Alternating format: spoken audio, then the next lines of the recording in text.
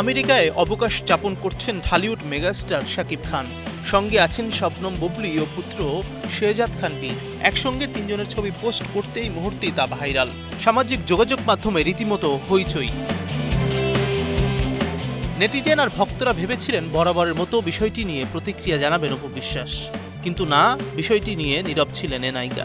বলা যায় এড়িয়ে গেছেন শাকিব বুবলীর আমেরিকার চ্যাপ্টারটি। তবুও প্রশ্ন আসে, কেন নীরব ছিলেন অপু? সম্প্রতি এক পডকাস্টে বিষয়টি পরিষ্কার করেছেন। ঢালিউড কুইন খ্যাত নায়িকা অপু বিশ্বাস জানান, শাকিব খানকে ছোট করতে চাননি, তাই ভূমিকা নিয়েছেন নীরব দর্শকের। অপুর ভাষায়, কি হয়েছিল ওই সময় সেটা আমি সেই সময় দেখিনি, পরে আমার অ্যাডমিনরা কিছু ছবি পাঠিয়েছিল, এইগুলো আসলে ওই রকম আহামরি কিছু লাগে না।